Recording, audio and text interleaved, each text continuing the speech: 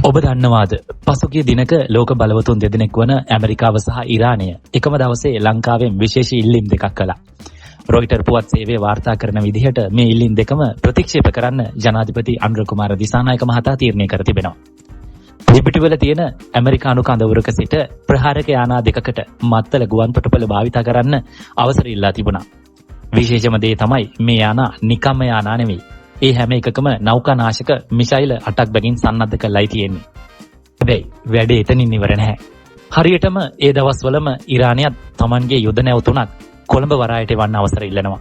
දැන් හිතන්න මේ දෙගොල්ලන්ටම එකපාර අවසර දුන්නොත් ලංකාව ලෝක දේශපාලනය මැද කොහොම තනි වෙයිද කියලා.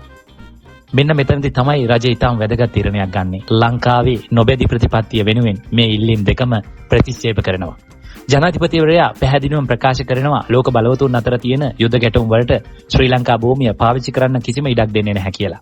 මේකෙන් පේන්නේ ලංකාව ජාත්‍යන්තර ඉදිරියේ තමන්ගේ ස්වාධීනත්වය ආරක්ෂා කරගන්න ගත්ත ඍජු තීරණයක් විදිහටයි. මේ ගැන ඔබ මොකද හිතන්නේ? ලංකාව මේ ගත්ත තීරණය නිවැරදිද? පහලින් කමෙන්ට් කරන්න, අපව ෆලෝ කරන්නත් අමතක කරන්න එපා.